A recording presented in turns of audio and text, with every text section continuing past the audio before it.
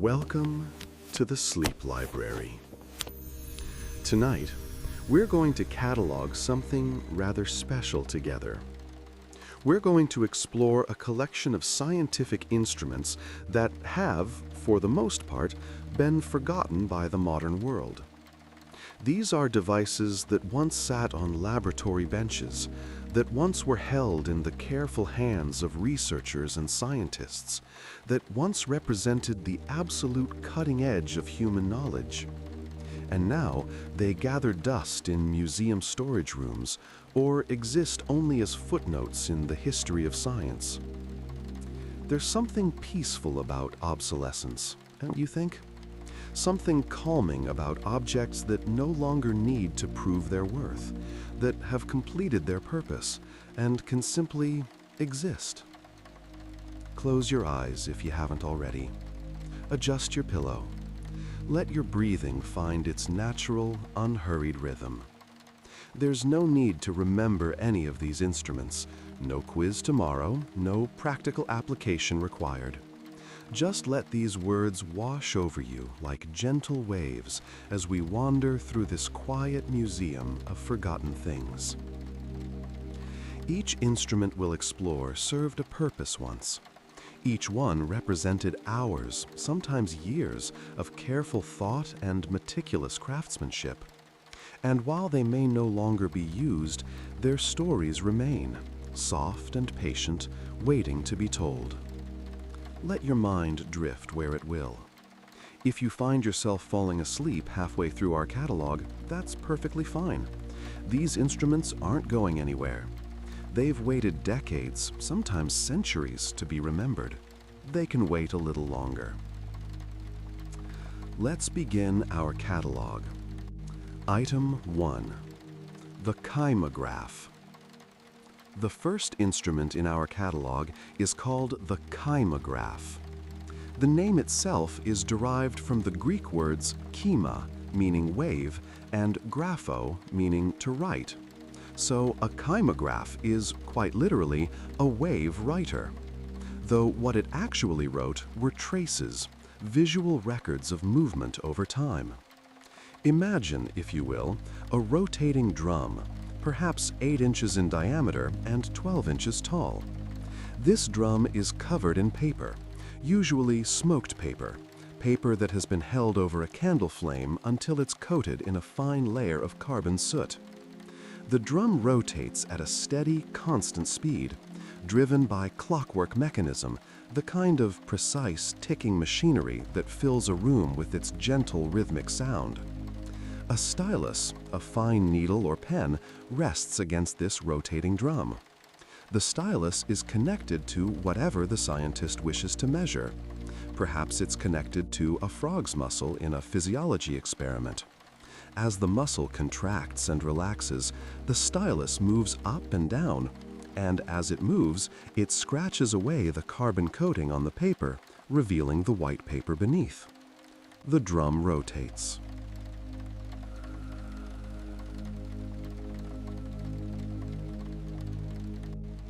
The muscle contracts. The stylus traces. And slowly, slowly, a wave pattern emerges on the paper, a visual representation of muscle contraction over time. The kymograph was invented in 1847 by a German physiologist named Carl Ludwig. Ludwig was interested in understanding the human body as a system of measurable processes.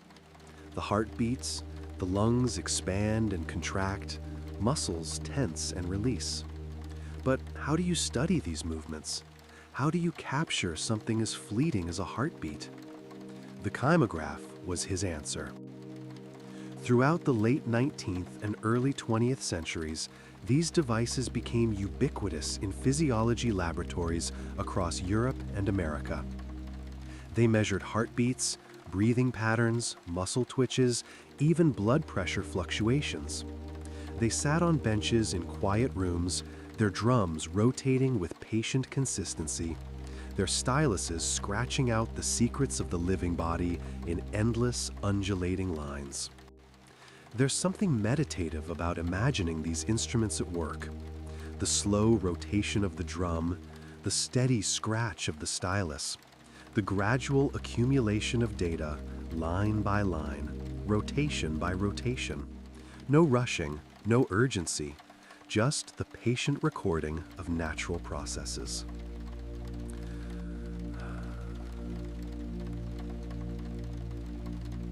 The kymograph eventually became obsolete, replaced by electronic monitoring equipment that could record data more precisely, more quickly, and without the need for smoked paper and clockwork mechanisms.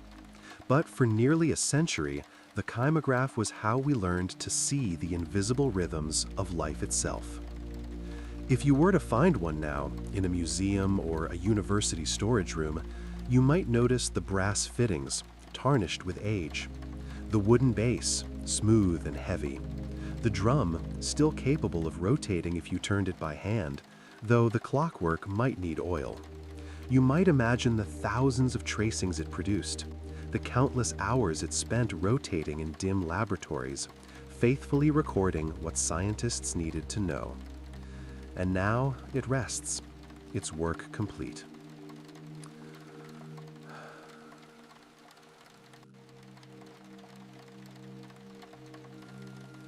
The second instrument in our catalog bears the name of its inventor, the Wheatstone Bridge. Though, in truth, it was not invented by Sir Charles Wheatstone at all. It was first described by Samuel Hunter Christie in 1833, but Wheatstone popularized it a decade later, and so his name became attached to this elegant device for measuring electrical resistance. Such is the way with names in history. Not always accurate, but permanent nonetheless. Let's take a moment to understand what this instrument does, and more importantly, what it looks like and feels like to use.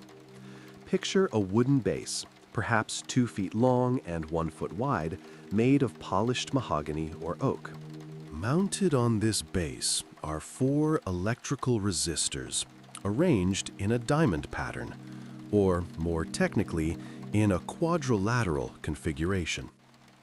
These resistors might be coils of wire wrapped carefully around ceramic cylinders, each coil containing a precise length of resistance wire. At the corners of this diamond are binding posts, brass terminals where wires can be attached. In the center, spanning between 2 opposite corners of the diamond, is a galvanometer.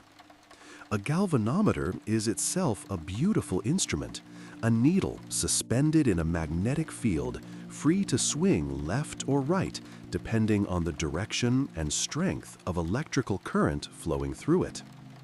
The principle of the Wheatstone bridge is one of balance. When the bridge is balanced, when the ratio of resistances on one side equals the ratio on the other side, no current flows through the galvanometer. The needle rests at 0. It's a null measurement, a measurement of nothing, which paradoxically tells you everything you need to know. Using a Wheatstone bridge in the 19th century would have been a careful, deliberate process. You would sit at your workbench with the device before you. The room would be quiet, perhaps lit by gas lamps that cast a warm, steady glow. You would connect your unknown resistor, perhaps a length of wire whose resistance you wish to determine, to one arm of the bridge. Then you would adjust one of the variable resistors, turning a knob slowly, watching the galvanometer needle. Turn the knob a little to the left, and the needle swings one direction. Turn it a little to the right, and the needle swings the other way. Your goal is to find that perfect point, that exact position where the needle doesn't move at all, where it rests at 0, perfectly balanced, perfectly still. There's something almost zen about this process. The slow turning of the knob, the patient observation of the needle, the search for that point of perfect balance.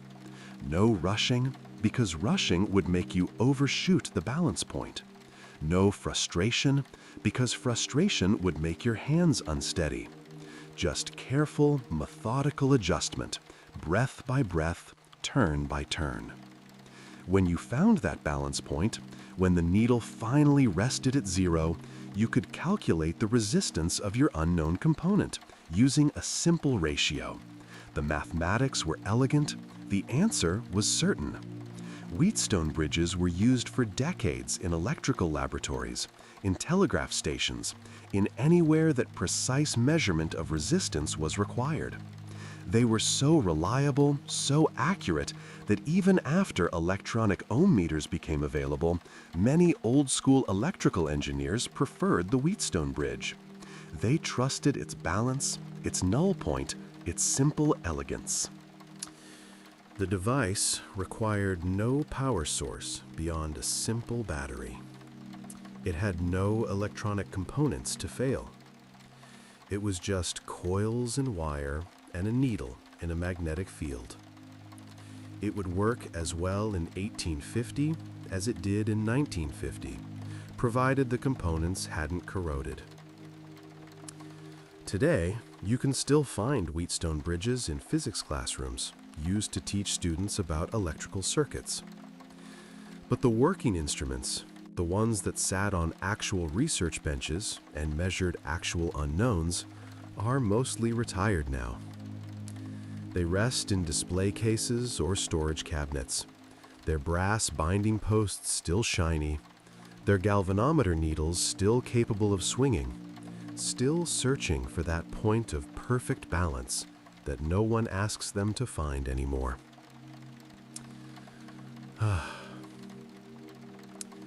Item 3. The astrolabe. The third instrument in our catalog is perhaps the most ancient on our list, the astrolabe. The word astrolabe comes from the Greek astrolabos, meaning star taker. And that's precisely what it does. It takes the stars, captures their positions, and from that information allows its user to determine time, latitude, and the positions of celestial objects. An astrolabe is a remarkably beautiful object. Typically cast in brass or bronze, it's a circular disc, perhaps 6 to 8 inches in diameter, though some are smaller, designed to be portable, to be carried in a leather pouch on long journeys. The face of the astrolabe is divided into several layers, each one able to rotate independently. The backmost layer, called the mater, forms the body of the instrument. It has a deep depression in which the other components sit. On top of the mater sits a plate called the tympan, engraved with a stereographic projection of the sky for a specific latitude. These projections are works of art in themselves, delicate lines representing the horizon, the zenith, altitude circles, and azimuth lines. On top of the tympan sits the ret, perhaps the most visually striking component of the astrolabe. The ret is a skeletal, cut-out framework representing the ecliptic and several prominent stars. It's like looking at a map of the night sky rendered in brass, with each star marked by a delicate pointer, each constellation suggested by the curves and cutouts of the metal. Imagine holding an astrolabe in your hands. Feel the weight of it, substantial but not heavy. The metal is cool to the touch, smooth where countless hands have held it over centuries. You rotate the ret slowly, and it turns with that satisfying resistance that comes from well-made mechanical things. As it rotates, the brass catches the light, glinting softly. To use an astrolabe, you would first need to suspend it vertically, hanging it from a ring at the top. On the back of the instrument is a rotating arm called the allidae, with sights at either end. You would align these sights with the sun or a star, measuring its altitude above the horizon. Then, having taken this measurement, you would flip the astrolabe over to its face and begin making adjustments. You would rotate the ret until the pointer representing the observed star aligned with the altitude circle marking the measured altitude. The position of the ret would then reveal the time of day or night displayed against markings on the tympan below. This process was not quick. It required knowledge, patience, and steady hands. A medieval astronomer or navigator using an astrolabe would work slowly, methodically, checking and rechecking calculations. They might be standing on the deck of a ship at night, the vessel rolling gently on dark waters, the only light coming from a shuttered lantern. Or they might be on the roof of an observatory, in a city whose name has changed a dozen times since then, the air cool and still, the stars brilliant overhead. The astrolabe was used from ancient times through the 17th century, refined and perfected by Greek, Islamic, and European scholars. Islamic astronomers, in particular, created astrolabes of extraordinary complexity and beauty, with multiple tympans for different latitudes, with intricate engravings, with gilt decorations. These were not just tools, but also symbols of knowledge, of the human ability to understand and measure the cosmos. By the 18th century, more accurate instruments had been developed: the sextant, the octant, the chronometer. These newer devices could measure with greater precision, could account for the motion of a ship, could work in conditions where the astrolabe struggled. And so, slowly, the astrolabe fell out of practical use. But many survived. Museums around the world house collections of these instruments, brass and bronze discs, each one engraved with the careful precision of a craftsman who understood that this object would be used to find one's way in the world. Some of these astrolabes are 1,000 years old. The brass has darkened, the engravings have softened slightly from wear, but the instruments are still functional, still capable of taking the stars, of transforming their positions into useful knowledge. If you were to hold one of these ancient astrolabes, you would be holding something that once helped a merchant navigate across desert trade routes, or helped a scholar determine the proper time for prayer, or helped a sailor find his way home across an unnamed sea. Your fingers would rest where other fingers rested centuries ago, both of you looking at the same stars, using the same mathematics, seeking the same understanding. There's a continuity in that. A connection across time. The stars haven't changed. The geometry hasn't changed. Only the tools have evolved, and the old ones have been set aside gently with respect.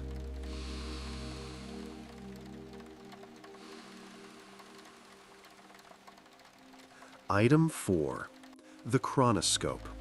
The fourth instrument in our catalog is the chronoscope. This is a device for measuring very small intervals of time, fractions of a second, with precision that the human senses alone cannot achieve. The word comes from the Greek chronos, meaning time, and skopos, meaning watcher, a time watcher, a measurer of moments. There were several types of chronoscopes developed in the 19th century, but let's focus on one particular variety, the hip chronoscope, named after its inventor, the Swiss clockmaker Matthias Hipp. The hip chronoscope, developed in 1840, was an electromechanical device. Picture a wooden box, perhaps the size of a large book, with a brass faceplate on the front. On this faceplate are two clock hands, similar to those on a watch, but these hands measure not hours and minutes, but seconds and fractions of seconds. The mechanism inside the chronoscope is driven by a spring, similar to a watch spring, wound tight. When released, this spring drives the hands around the dial at a precisely calibrated speed. But the clever part, the part that made the hip chronoscope revolutionary, was how it started and stopped. The chronoscope was connected to electrical circuits. Imagine two circuits, each one capable of being opened or closed. When the first circuit closes, an electromagnet inside the chronoscope releases a catch, and the spring-driven hands begin to move. When the second circuit closes, another electromagnet engages, stopping the hands instantly. This meant that the chronoscope could measure the time between any two electrical events with remarkable precision. It could measure the time it took for a sound to travel a certain distance. It could measure reaction times in psychological experiments. It could measure the velocity of a bullet by having the bullet break two wires at known distances apart. Imagine a psychology laboratory in Vienna, perhaps in the 1880s. The room is quiet, lit by afternoon sunlight filtering through tall windows. A researcher is conducting an experiment on human reaction time. Before the subject is a simple apparatus, a button that, when pressed, will close an electrical circuit. The researcher prepares the chronoscope, winding it carefully, setting the hands to 0. The subject waits, watching a light bulb. When the light bulb illuminates, this closes the first circuit and starts the chronoscope. The subject must press the button as quickly as possible. This closes the second circuit and stops the chronoscope. The researcher looks at the chronoscope. The hands have moved only a small amount, perhaps 1/4 of a second. The researcher notes this down in a ledger in careful handwriting. Then the chronoscope is reset and the experiment is repeated. And repeated again. And again. Dozens of trials. Hundreds, perhaps. Each one measuring this tiny sliver of time between stimulus and response, building up a picture of how quickly the human mind can react. There's something both tedious and profound about this work. Each individual measurement is almost meaningless. What does it matter if one particular reaction took 0.23 seconds or 0.24 seconds? But taken together, averaged across many trials, patterns emerge, understanding emerges. The architecture of human cognition begins to reveal itself in these tiny increments of time. The chronoscope was used extensively in physics laboratories as well. It measured the speed of sound by timing the interval between a sound's production and its arrival at a distant point. It measured the speed of electrical signals through wires. It measured the time between lightning and thunder to calculate the distance of storms. Before the chronoscope, these measurements were either impossible or highly unreliable. Human reaction time itself was a source of error. By the time you saw something happen and moved your hand to mark it, precious fractions of a second had elapsed. The chronoscope removed the human factor from the measurement. It was impartial, consistent, precise. By the early 20th century, electronic timing devices began to replace mechanical chronoscopes. These newer devices could measure even smaller intervals of time, milliseconds, microseconds, eventually nanoseconds. The mechanical chronoscope, with its springs and electromagnets and clockwork precision, became a relic of an earlier age. But those devices, those beautiful brass-faced boxes with their delicate hands, they opened a door. They showed scientists that time could be divided, measured, and understood at scales far beyond human perception. They revealed a world that existed in the fractions of seconds, a world of rapid events and fleeting processes that had always been there, but had been invisible until someone invented a way to watch them. If you could find an old hip chronoscope today, open its case carefully and look inside. You would see a marvel of 19th century precision engineering. Tiny gears, carefully cut. Springs, calibrated to exact tensions. Electromagnets with their coils of fine wire.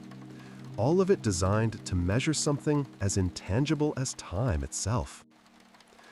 And it's quiet now, this time watcher. Its watching days are over. Item 5. The sphygmograph. The fifth instrument in our catalog has a wonderfully awkward name, the sphygmograph. It's pronounced sphygmograph, with that initial combination of sounds that seems designed to make people stumble. The name comes from the Greek spigmos, meaning pulse, and grapho, to write. So, a pulse writer, an instrument for recording the heartbeat as it travels through the arteries. The sphygmograph was invented in 1854 by the German physiologist Karl von Weroort, and then significantly improved in 1860 by the French physician Etienne Jules Marey. Marey's version became the standard, and it's this version we'll explore. Imagine a device that straps to your wrist like a large, awkward bracelet. The base of the instrument is made of metal, perhaps brass or steel, shaped to curve around the forearm. Leather straps or metal springs hold it in place, pressing it gently but firmly against the skin. Positioned directly over the radial artery, that spot on your wrist where you can feel your pulse, is a small lever arm. The end of this lever arm that touches your wrist is padded, perhaps with cork or soft leather, and it presses against the artery just enough to feel the pulse beat beneath it. The other end of the lever arm is connected to a recording mechanism. This is typically a stylus, a fine needle or pen that rests against a moving strip of paper. The paper is drawn past the stylus at a constant speed by a clockwork mechanism, the kind that ticks quietly, steadily, marking time. When your heart beats, blood surges through the radial artery, causing it to expand slightly. This tiny expansion pushes against the lever arm. The lever arm pivots, and the stylus at the other end rises, scratching or drawing a small peak on the moving paper. Between heartbeats, the artery relaxes, the lever drops, and the stylus traces a valley. Peak, valley, peak, valley. The rhythm of your heartbeat made visible. Imagine what it would be like to have this device strapped to your wrist. You sit in a doctor's office or a laboratory. The metal of the sphygmograph is cool against your skin. The straps are snug but not uncomfortable. You can feel the gentle pressure of the lever arm against your wrist, right over your pulse. The doctor winds the clockwork mechanism, and you hear the quiet ticking as the paper begins to move. You're asked to remain still, to breathe normally, to try not to think about the fact that a machine is recording your heartbeat. But of course, you do think about it. You become acutely aware of your pulse, of each beat, of the rhythm that usually goes unnoticed. The stylus scratches against the paper, tracing its peaks and valleys. After a minute or two, the doctor stops the mechanism, removes the strip of paper, and examines it carefully. What the doctor sees is not just a simple up and down pattern. The sphygmograph revealed subtle variations in the pulse wave, small notches and bumps that corresponded to different phases of the cardiac cycle. The rapid upstroke when the heart contracted, the dicrotic notch when the aortic valve closed, the gradual decline as blood flowed out to the periphery. These tracings allowed physicians to diagnose heart conditions that had previously been invisible. An irregular heartbeat would show as irregular spacing between peaks. A weak heart would show as shallow peaks.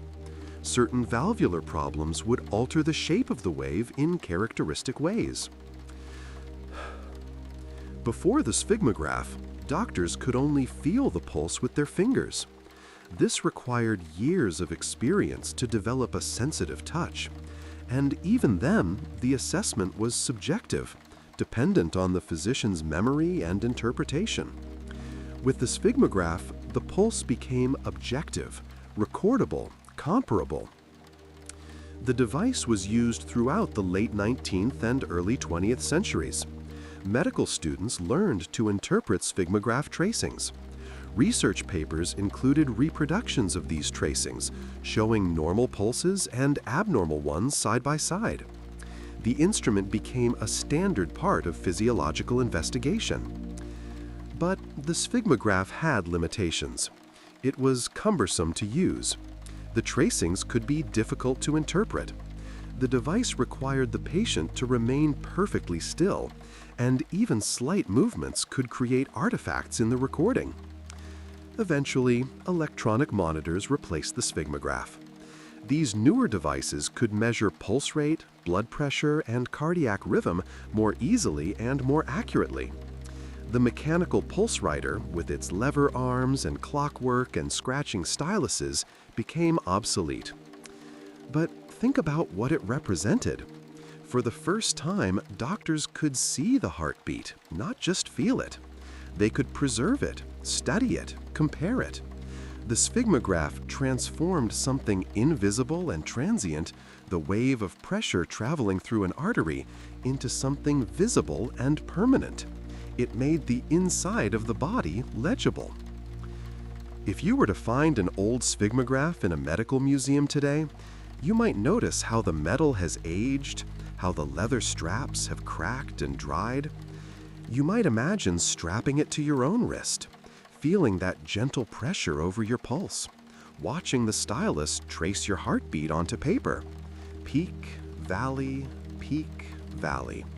the most fundamental rhythm of life, written in ink. Item 6. The ideograph. The sixth instrument in our catalog is called the ideograph. This is a device fewer people know about than the astrolabe or even the sphygmograph, but it served a purpose that, in its time, was quite important. The ideograph was an instrument for copying and scaling drawings. An early mechanical photocopier, in a sense, though it worked through entirely mechanical means. The name comes from the Greek eidos, meaning form or shape, and grapho, to write, a form writer, a shape copier. The ideograph was invented in 1821 by Professor William Wallace of Edinburgh. Picture a large wooden frame, perhaps 2 feet by 2 feet, mounted on a sturdy base. Within this frame is an articulated arm system, a complex arrangement of brass rods connected by precise joints.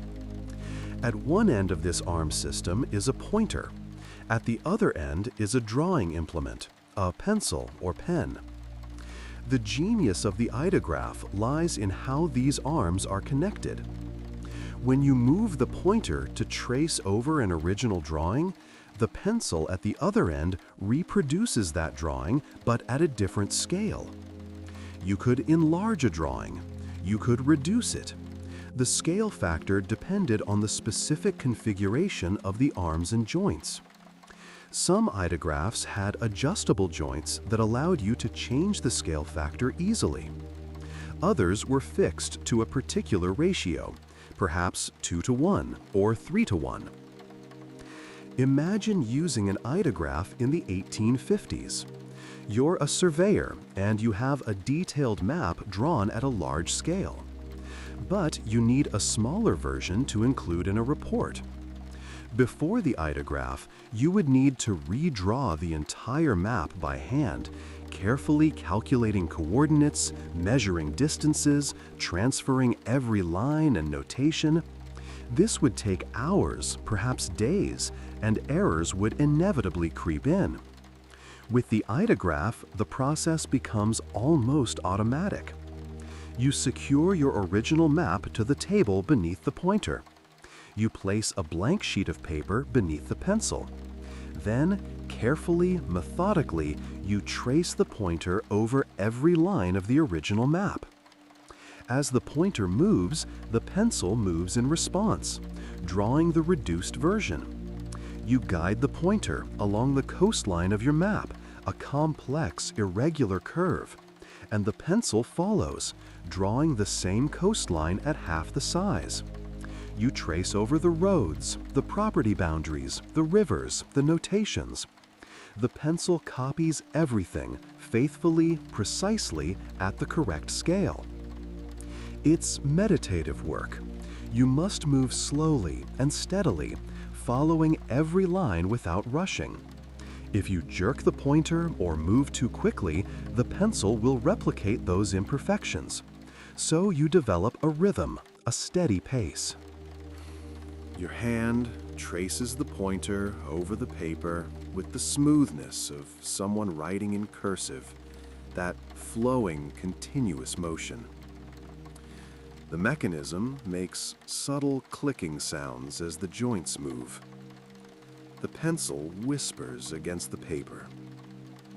Occasionally, you pause to check your work, to make sure the pencil hasn't lifted from the paper, to ensure the copy is accurate. The ideograph was used by surveyors, cartographers, engineers, and architects. Any profession that required precise drawings at multiple scales found the ideograph invaluable. It appeared in patent offices, where drawings of inventions needed to be copied and scaled. It appeared in publishing houses, where illustrations needed to be adapted to fit different book sizes. Some ideographs were small, portable instruments meant for personal use. Others were large, precision devices mounted on heavy tables in drafting rooms.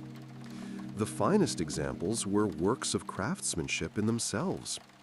Brass arms polished to a golden sheen, joints fitted with such precision that they moved with barely any friction, wooden bases made from mahogany or walnut, smooth and heavy. The principle behind the ideograph is purely geometrical. It's based on the properties of similar triangles and the mathematics of proportionality. No electricity, no chemistry, no mysterious forces. Just careful mechanical design following mathematical principles that have been understood since Euclid. By the early 20th century, photographic reproduction methods began to replace mechanical copying devices like the ideograph. A photograph could be enlarged or reduced in a darkroom much more quickly than tracing could be done by hand, even with mechanical assistance. Later, photocopiers and scanners made the entire process trivial. But for nearly a century, the ideograph served faithfully. In drafting rooms and surveying offices, these instruments reproduced countless drawings, scaled countless maps, preserved countless designs. The brass arms moved back and forth, day after day, the pointer tracing, the pencil following, creating exact duplicates at exact scales. Now they rest in museums or in the storage rooms of engineering schools. The brass has tarnished to a soft, matte brown.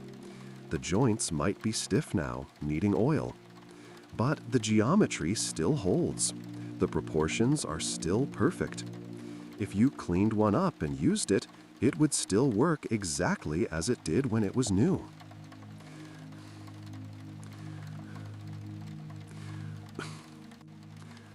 Item 7. The torsion balance. The seventh instrument in our catalog is the torsion balance. This is one of the most elegant instruments ever devised for measuring extraordinarily small forces. The principle is simple, almost intuitive, yet the execution requires the highest level of craftsmanship.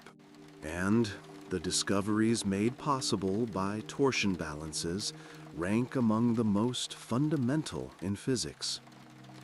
A torsion balance consists, at its most basic, of a horizontal bar suspended from its center by a fine wire or fiber. That's it, a bar and a wire. But this simplicity is deceptive. The wire, typically made of quartz fiber or fine metal, resists twisting. If you twist it, it tries to untwist. This resistance to twisting, this torsion, is what gives the instrument its name and its measuring capability. When a force acts on one end of the horizontal bar, it causes the bar to rotate slightly. This rotation twists the wire. The wire resists this twisting with a force that increases with the amount of twist. Eventually, the bar stops rotating when the resisting force of the twisted wire equals the applied force. By measuring how far the bar has rotated and knowing the properties of the wire, you can calculate the applied force with remarkable precision. The most famous torsion balance was built by Henry Cavendish in 1797 to 1798.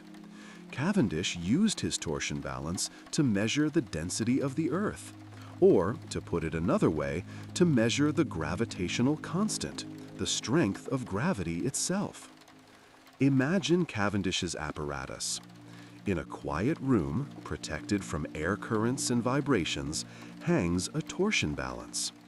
The horizontal bar is about 6 feet long, made of wood to keep it light. At each end of this bar is a small lead sphere, perhaps 2 inches in diameter. The bar is suspended from the center by a fine silver wire, so fine you might barely see it. Near each small sphere, but not touching it, is a much larger lead sphere, perhaps 8 inches in diameter, weighing over 300 pounds. These large spheres are mounted on an external frame. The gravitational attraction between each large sphere and the nearby small sphere creates a tiny force. This force tries to rotate the bar. The bar begins to rotate slowly, infinitesimally slowly, twisting the wire. The rotation is so small that Cavendish couldn't observe it directly. Instead, he attached a small mirror to the suspended bar and shone a light beam onto the mirror. The reflected light beam would move across a distant scale, magnifying the tiny rotation. Cavendish would position the large spheres on one side of the small spheres and wait for the bar to stop moving, to reach equilibrium, which might take hours. Then he would carefully note the position of the light beam. Then he would move the large spheres to the opposite side and wait again. Hours more. Days sometimes. The patience required for this work is almost unimaginable by modern standards. Cavendish would sit in his laboratory, watching a point of light move across a scale at a rate slower than the minute hand of a clock. Any vibration in the building would disturb the measurement. Any change in temperature would cause the wire to expand or contract slightly, affecting the result. Any air current, no matter how gentle, would push on the bar. So he worked at night when the traffic outside was minimal. He worked in a temperature-controlled room. He observed the apparatus through telescopes positioned outside the room so that his own presence wouldn't create air currents. And after months of painstaking work, Cavendish succeeded. He measured the gravitational attraction between his lead spheres. From this, he calculated the density of the Earth. From this, he determined the gravitational constant, the number that appears in Newton's law of gravitation, the number that describes the strength of gravity throughout the universe. This work, done with a wire and a wooden bar and some spheres of lead, revealed something fundamental about the universe itself. Torsion balances were later used for many other delicate measurements.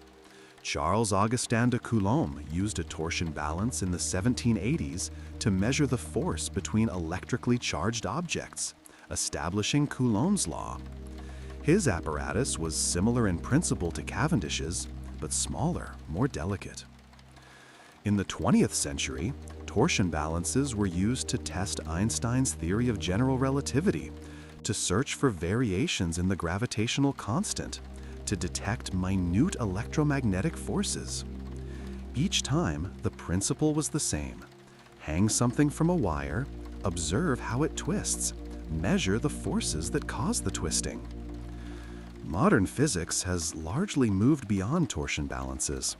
Laser interferometers, electronic force sensors, and other technologies can measure forces more quickly and often more precisely. But for certain experiments, particularly those requiring extreme isolation from electromagnetic interference, researchers still occasionally turn to the torsion balance because it's passive, requiring no electrical power, no electronics, just a wire resisting being twisted. There's something profound in this, don't you think? Something almost philosophical about the idea that you can measure the strength of gravity itself, can weigh the Earth, can determine the fundamental constants of nature, using nothing more sophisticated than a twisted wire? No computers, no electronics, no complex machinery. Just patience, careful observation, and an understanding of how things twist and turn. If you were to see one of these historical torsion balances in a museum, perhaps Cavendish's original apparatus, or one of Coulomb's, you would see an instrument of surprising simplicity. A frame, a wire, a bar, some weights. It looks almost primitive, and yet it changed our understanding of the universe. Item 8. The pantograph. The 8th instrument in our catalog is the pantograph. Like the ideograph, the pantograph is an instrument for copying drawings, but its mechanism is different, simpler in some ways, more elegant in others. The name comes from the Greek panto, meaning all or every, and grapho, to write, an all-writer, a universal copier. The pantograph consists of 4 bars connected by pivot joints to form a parallelogram, a 4-sided figure where opposite sides are parallel and equal in length. One corner of this parallelogram is fixed to a stationary point. Another corner holds a tracing pointer. A third corner holds a drawing pencil or pen. Because of the geometry of the parallelogram, when you move the pointer to trace over a drawing, the pencil moves in a corresponding way, reproducing the drawing. Depending on where the fixed point, pointer, and pencil are positioned relative to each other, the copy can be the same size as the original, larger or smaller. The pantograph is believed to have been invented by Christoph Scheiner, a Jesuit priest and astronomer, in 1603. Scheiner was primarily known for his astronomical observations. He was one of the first to observe sunspots, but he also had an interest in geometry and practical instruments. Picture a pantograph from the 18th or 19th century. 4 brass bars, perhaps 18 inches long, polished to a soft golden shine. At each corner is a pivot joint, precisely machined so that it moves smoothly but without any looseness or wobble. The bars are connected with small brass screws, and there might be a pattern of holes along the bars, allowing you to adjust the pivot positions and thus change the scale factor. Using a pantograph is, in many ways, more intuitive than using an ideograph. You fix one corner to your desk, perhaps with a clamp or a weighted base. You position your original drawing beneath the pointer. You place a blank sheet beneath the pencil. Then you simply trace. As the pointer follows the lines of the original, the pencil draws the copy. The movement feels natural, direct. The mechanical linkage between pointer and pencil is so smooth that you almost forget it's there. It feels as though the pencil is simply following your hand, though in fact it's following the geometry of the parallelogram. The pantograph found wide use in cartography, in architectural drafting, in engraving shops. Anywhere a drawing needed to be reproduced at a different scale, the pantograph offered a quick and reliable solution. Engravers particularly valued the pantograph. An artist might create a large, detailed drawing in pen and ink. The engraver would then use a pantograph to create a reduced version, which would be easier to engrave on a small copper plate for printing.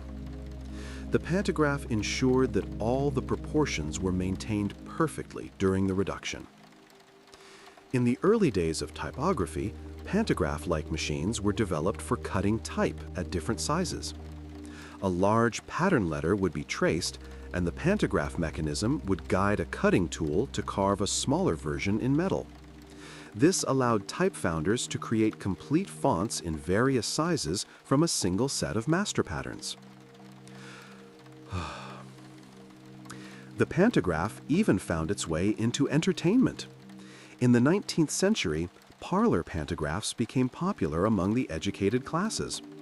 These were smaller, decorative versions of the instrument, often made with elaborate scrollwork and decorative elements. People would use them to copy drawings or to write letters in miniature, a somewhat frivolous application perhaps, but one that demonstrated the appeal of the instrument. There was something almost magical about the pantograph to people unfamiliar with geometry. You trace a circle, and the pencil draws a circle. You trace a portrait, and the pencil draws the portrait.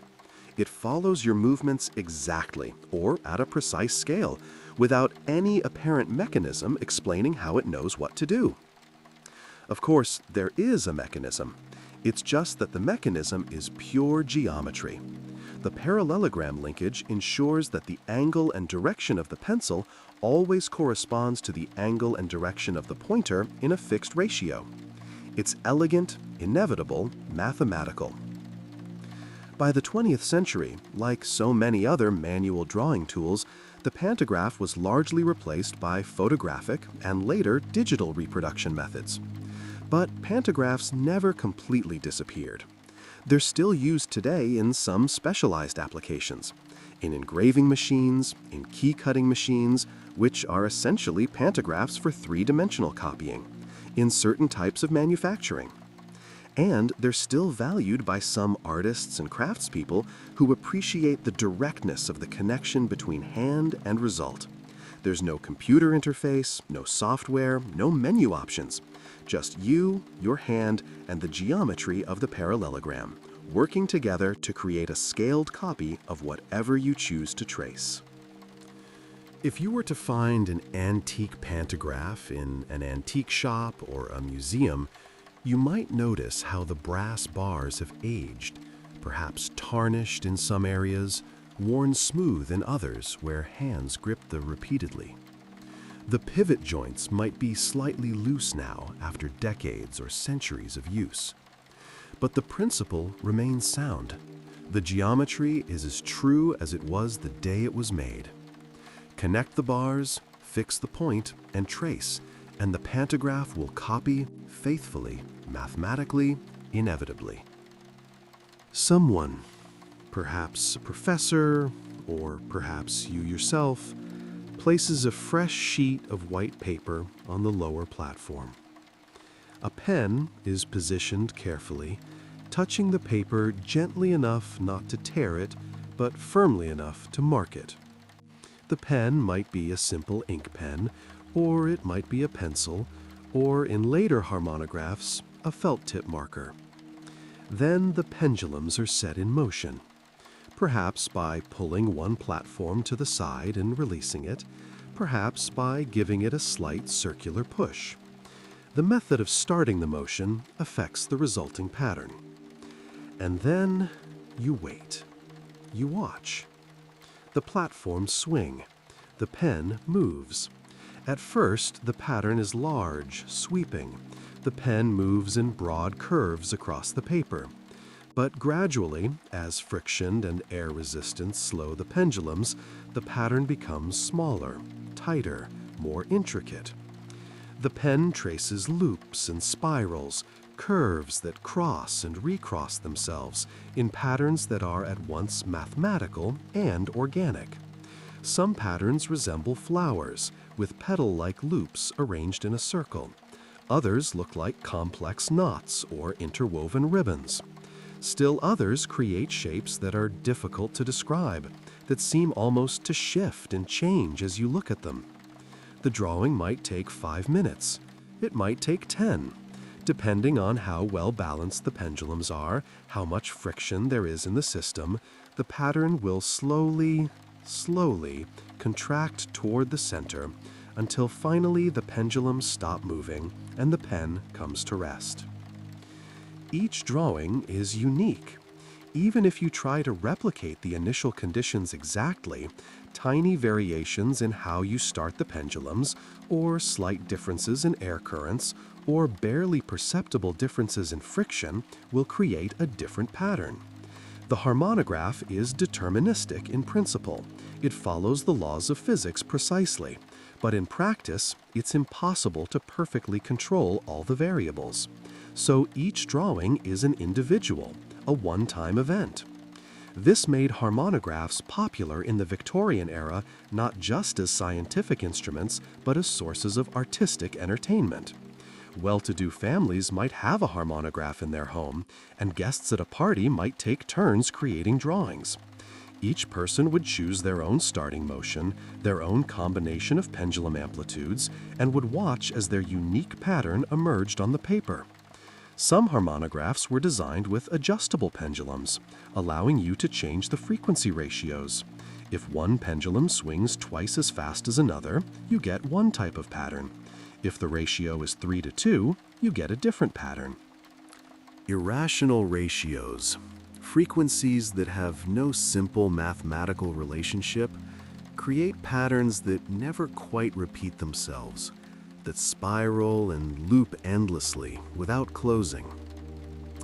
Mathematicians and physicists used harmonographs to study these frequency relationships. The patterns revealed information about harmonic relationships, about resonance, about the mathematics of oscillation. Lissajous himself used optical methods rather than pendulums.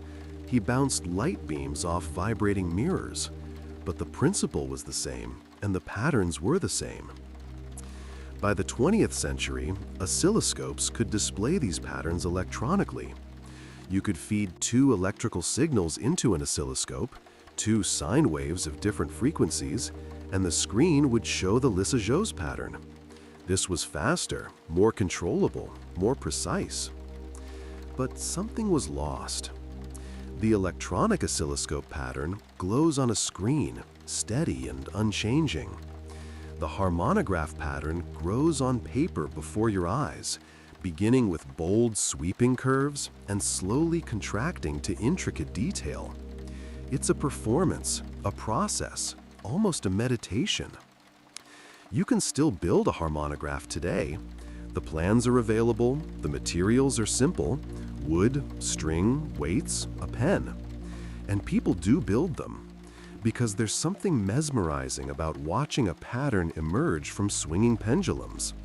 Something that connects the simple motion of a playground swing to the complex beauty of mathematical curves.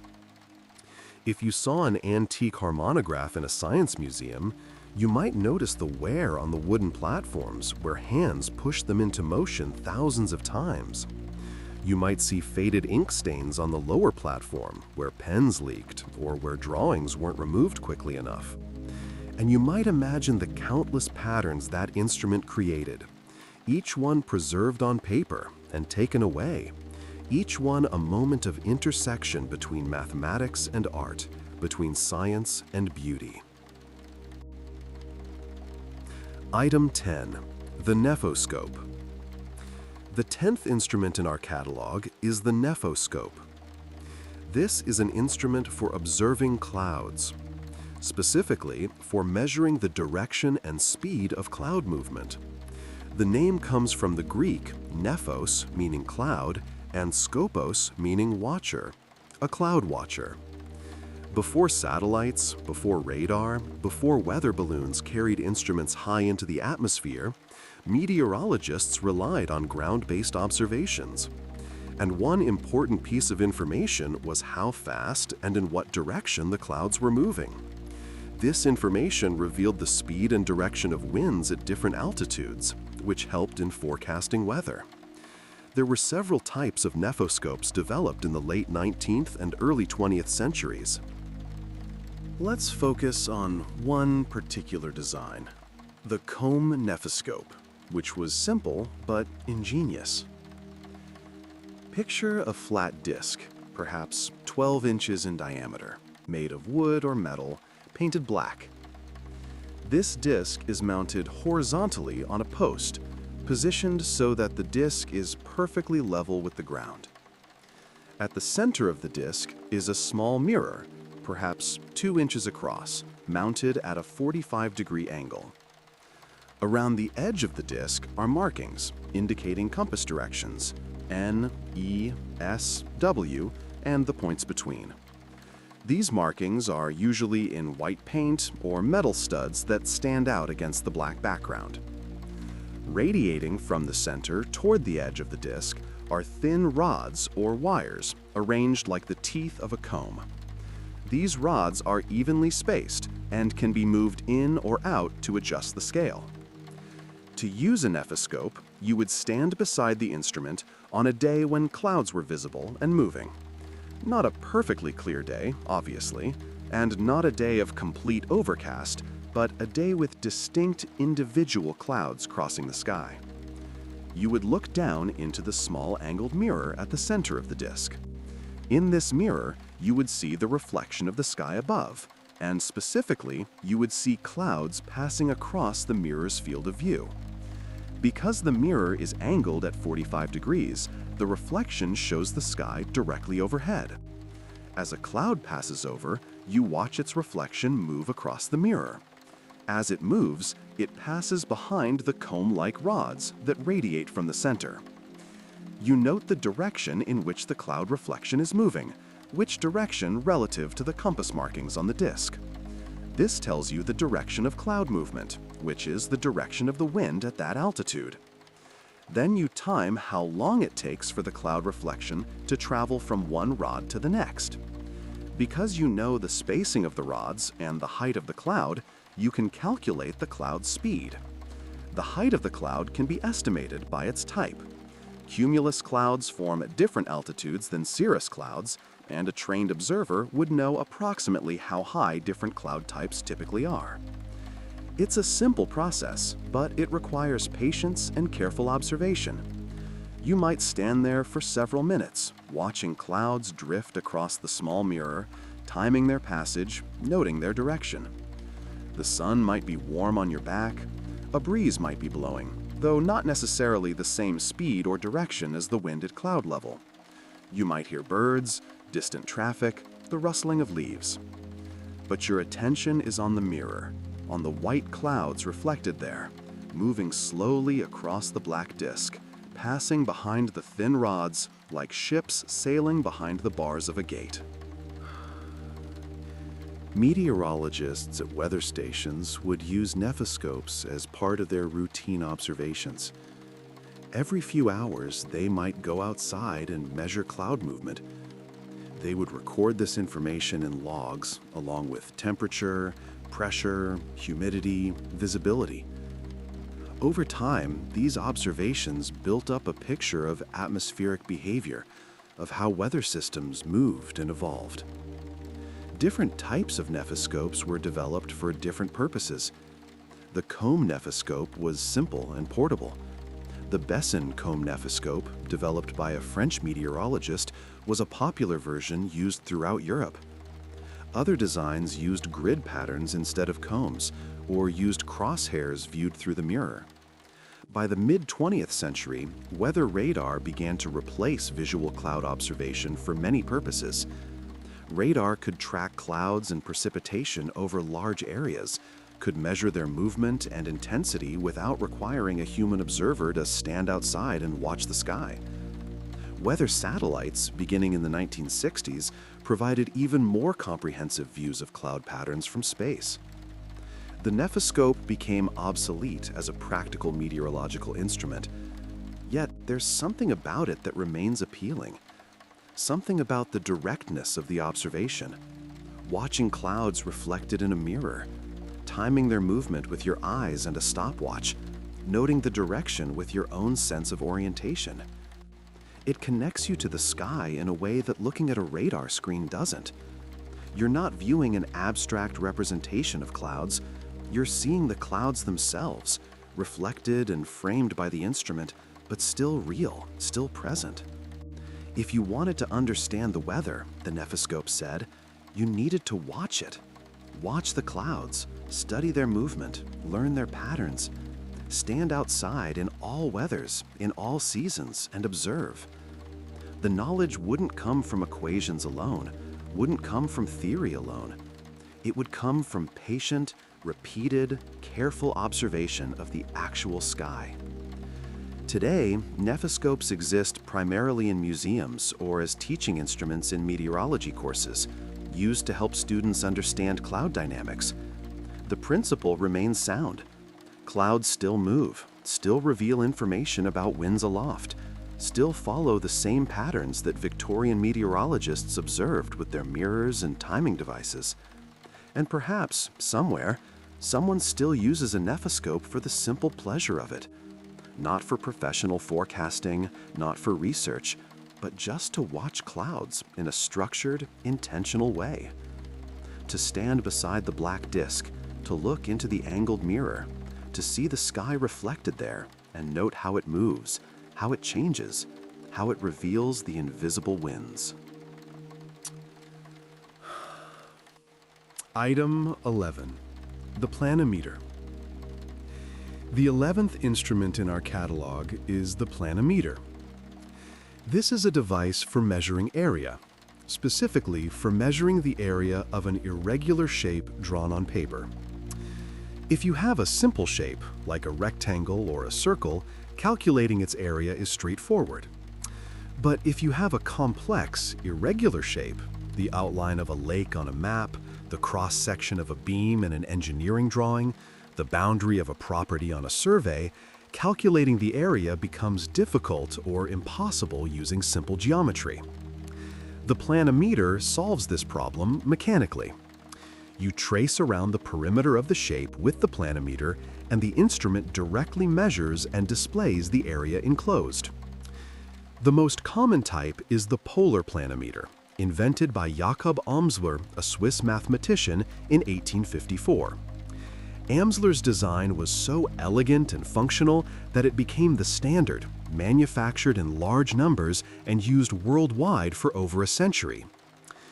Picture a polar planimeter laid out on a drafting table. It consists of two arms connected by a pivot joint. The first arm, called the pole arm, has a weight at one end that serves as an anchor point. This weight rests on the table, and the arm can rotate freely around this fixed point, like the hand of a compass. The second arm, called the tracer arm, is connected to the pole arm at a pivot. At the end of the tracer arm is a pointer, a fine needle or lens with a crosshair used to trace around the shape whose area you want to measure. But the crucial component, the part that makes the planimeter work, is a small wheel attached to the tracer arm. This wheel sits on the paper and can roll freely.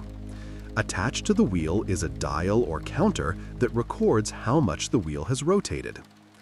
The genius of the planimeter is this. As you trace around the perimeter of a shape, the wheel sometimes rolls and sometimes slides sideways.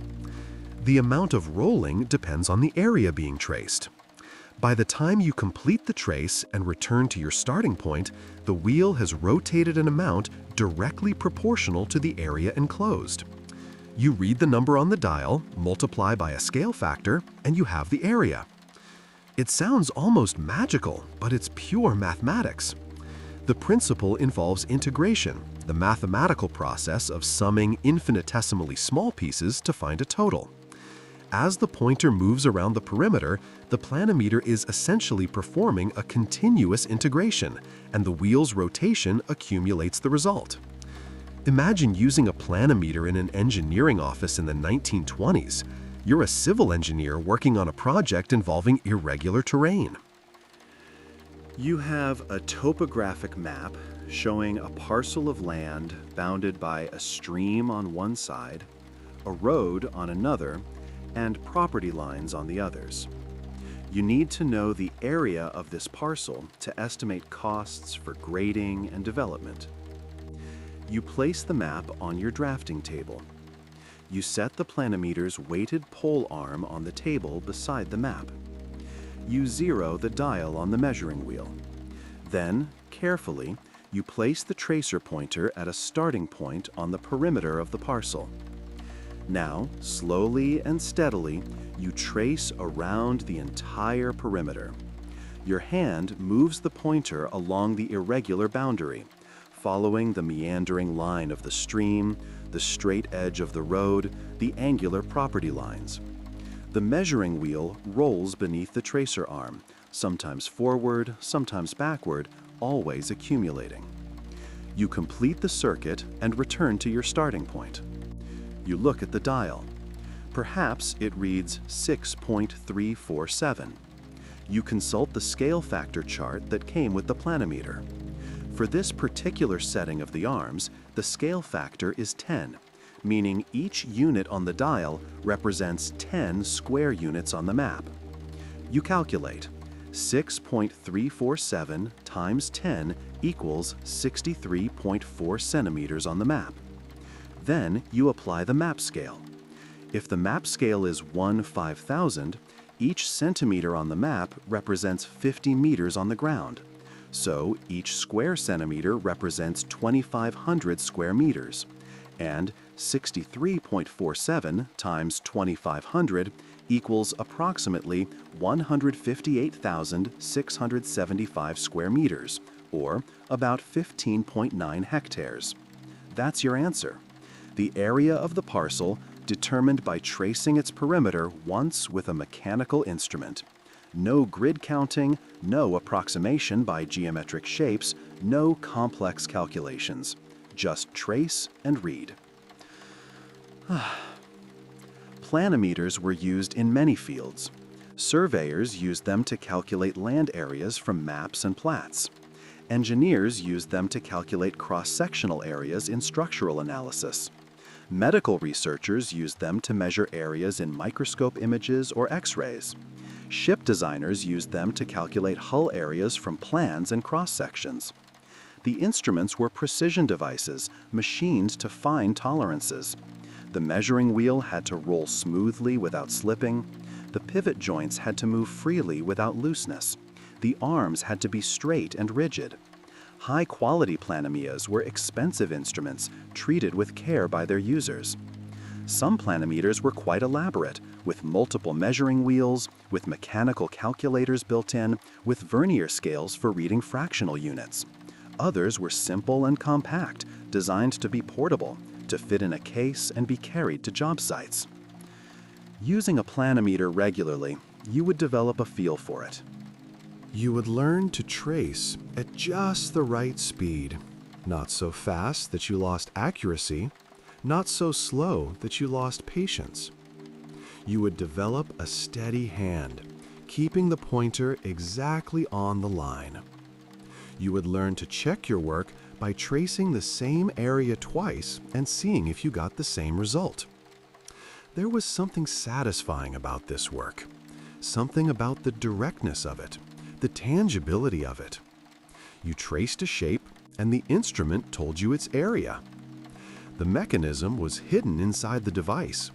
You couldn't see the integration happening, couldn't see the mathematics unfolding, but you trusted it. It had been proven. It was reliable. By the late 20th century, digital tools began replacing planimeters. You could scan a map into a computer, trace the boundary with a mouse, and software would calculate the area instantly. Later still, you could import digital maps and the areas would be calculated automatically. But for over a century, the planimeter was the tool of choice. Tens of thousands of them were manufactured. They sat on drafting tables in offices around the world, their measuring wheels rolling across countless maps and drawings, their dials accumulating the areas of fields and forests, lakes and parcels, cross-sections and zones. Now they're antiques, collector's items, museum pieces. You can still find them in antique shops sometimes, still in their original wooden cases lined with velvet, the brass arms still gleaming, the measuring wheel still capable of rolling smoothly. The mathematics that made them work is still valid. The areas they measured were correct then and would be correct now. But we have easier ways now, ways that don't require steady hands or patient tracing, and so the planimeters rest, their measuring days complete, their purpose fulfilled.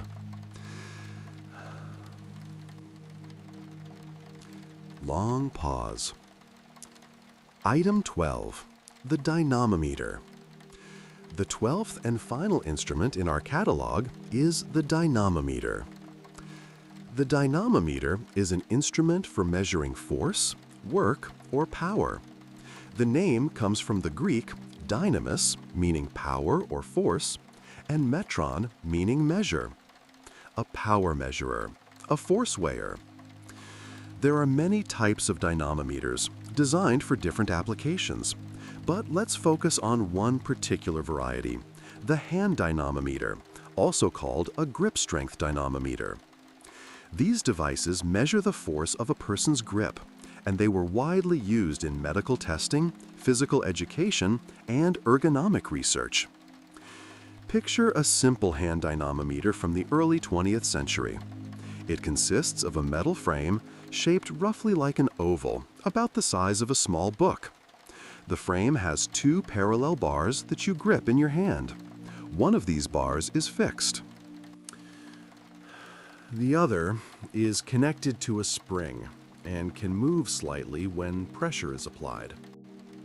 Attached to this moving bar is a pointer that moves along a dial marked with units of force, pounds or kilograms. When you squeeze the bars together, compressing the spring, the pointer moves along the dial, indicating the force you're applying. Some dynamometers had a mechanism that held the pointer at the maximum position reached, so the reading could be recorded after you released your grip. Using a hand dynamometer is straightforward. You hold the device in one hand with the fixed bar against your palm and your fingers wrapping around the moving bar. The dial should be facing away from you so someone else can read it, or positioned so you can see it yourself. Then you squeeze. You squeeze as hard as you can, using your full grip strength. You might hold the squeeze for just a moment, or you might sustain it for several seconds, depending on the testing protocol. The pointer moves along the dial, climbing higher as you squeeze harder, then stops at your maximum effort.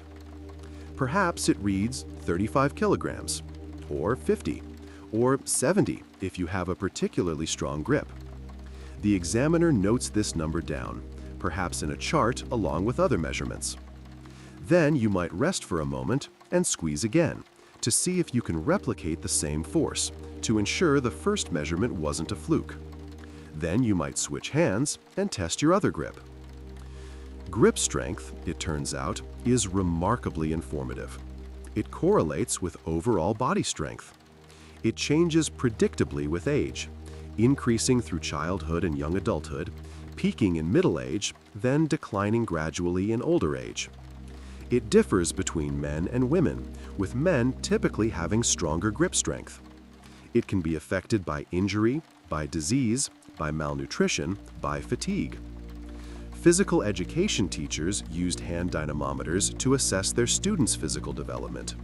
Medical doctors used them to diagnose conditions affecting neuromuscular function. Researchers used them to study the effects of work, of nutrition, of training programs. Ergonomists used them to understand how much force workers could exert in various hand positions, informing the design of tools and workspaces.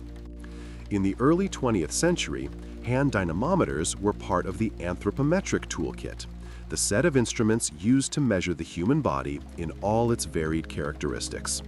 Along with calipers for measuring head dimensions, scales for measuring weight, and tape measures for measuring limb lengths, the dynamometer measured functional capacity. It quantified strength, turned it into a number, made it comparable and recordable. But dynamometers weren't limited to measuring hand grip. There were spring dynamometers for measuring pulling force. These consisted of a spring enclosed in a housing with a hook at each end. You would attach one hook to a fixed object and pull on the other, and a scale would show the force applied. These were used to measure the pulling power of horses, to test the force required to open doors, to calibrate other instruments. There were also rotational dynamometers for measuring the power output of engines. These were more complex devices, essentially mechanical brakes that could be adjusted to create different amounts of resistance. An engine would be connected to the dynamometer, and as the engine ran, the dynamometer would measure how much torque the engine produced at different speeds. From this, engineers could calculate horsepower and create performance curves. In the age of steam engines and early internal combustion engines, these testing dynamometers were essential. They allowed engine manufacturers to verify that their designs performed as intended, to compare different designs objectively, to provide customers with reliable specifications. Imagine a testing facility in the 1910s, a large room, perhaps with a high ceiling, to accommodate the machinery. In the center of the room, bolted to a massive concrete foundation, is a testing dynamometer. Connected to it is a prototype gasoline engine, newly designed, ready to be evaluated. The engine is started. It coughs, catches, settles into a steady rhythm. The exhaust fumes are vented outside through pipes. The noise is considerable, the pounding of pistons, the rush of exhaust, the whir of the dynamometer's mechanisms. An engineer adjusts the dynamometer's resistance, loading the engine. Another engineer watches gauges, one showing engine speed in revolutions per minute, another showing torque in pound-feet. A third engineer notes these readings in a logbook, creating a table of data. They run the engine at different speeds, apply different loads, measure the output at each condition. Over the course of hours, they map out the engine's performance completely. Later, this data will be plotted on graph paper, creating a curve that shows how the engine's power varies with speed. This curve will reveal whether the engine is suitable for its intended application, whether it has enough torque for hauling, enough peak power for speed, enough efficiency for economy. All of this knowledge comes from the dynamometer. It's the intermediary between the engine and understanding, the instrument that makes the invisible visible, the abstract concrete. Modern dynamometers are electronic, often computer-controlled. They can record data continuously, create detailed graphs automatically, test engines under simulated real-world conditions. Hand dynamometers are still used in medical and research settings, but they too have been refined, standardized, sometimes digitized. But the principle remains the same as it was in the 19th century. Apply a force, measure the response. Use a spring or a strain gauge or an electronic sensor, but the fundamental task is unchanged. Quantify the force, give it a number, make it knowable. The old mechanical dynamometers, the ones with their springs and pointers and dials, they did this faithfully for decades. The hands that gripped them are long gone. The engines they tested are long silent, perhaps preserved in museums or scrapped for metal. But the data remains. Columns of numbers in old engineering journals, curves on yellowed graph paper, the permanent record of forces that were exerted and measured and recorded. And the instruments themselves, when you find them in antique shops or museum collections, still have that capacity. The springs still have their resilience. The pointers still respond to pressure. Pick up an old hand dynamometer, squeeze it, and the pointer moves, just as it did 100 years ago for hands that have long since turned to dust. The force you exert in this moment is measured by the same principle, indicated by the same mechanism as forces exerted in a world that no longer exists. There's a continuity in that, a reassurance perhaps. The laws of physics don't change. Springs still spring. Force still equals mass times acceleration. And instruments designed to measure these things still work, will always work, because the mathematics and mechanics that made them work were and are eternal. And so we've completed our catalog. 12 forgotten scientific instruments. 12 devices that once sat on laboratory benches, that once were held in careful hands, that once represented the cutting edge of human knowledge and capability. The kymograph, writing waves on smoked paper. The Wheatstone bridge, seeking balance in electrical circuits. The astrolabe, taking the stars and transforming them into knowledge. The chronoscope, watching time itself. The sphygmograph, writing the pulse of life. The ideograph, copying forms with mechanical precision. The torsion balance, measuring forces too small for human senses. The pantograph, following geometric truth. The harmonograph, drawing patterns from swinging pendulums. The nephoscope, watching clouds reflected in an angled mirror. The planimeter, measuring areas by tracing perimeters. And the dynamometer, quantifying force and power. Each one served its purpose. Each one extended human capability, allowing us to measure what couldn't be measured before, to see what couldn't be seen before, to understand what couldn't be understood before. And now they rest. Most of them, anyway. A few still see occasional use in teaching or in specialized applications. But for the most part, they've been replaced by instruments that are faster, more accurate, more convenient. That's not a sad thing. It's the natural progression of technology, of science, of human capability. These instruments weren't meant to last forever. They were meant to solve problems, to answer questions, to advance understanding. And they did. If you're still listening to this, you've spent the last hour wandering through a museum of forgotten things, objects that no longer matter to the urgent business of the modern world. And perhaps that's exactly why they're perfect for a moment like this. There's no urgency here. No deadline, no test, no application. Just the quiet appreciation of things that once were important and now are simply interesting. Worthy of attention, not because they're useful, but because they exist, because they were made, because they have stories. Let your breathing slow even more now.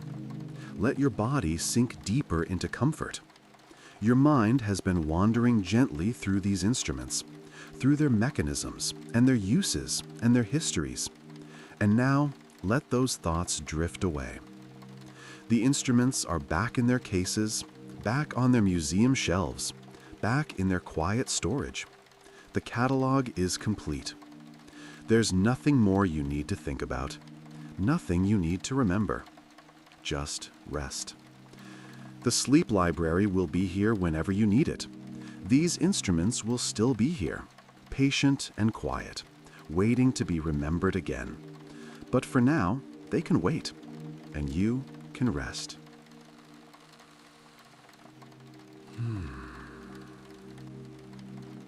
Good night.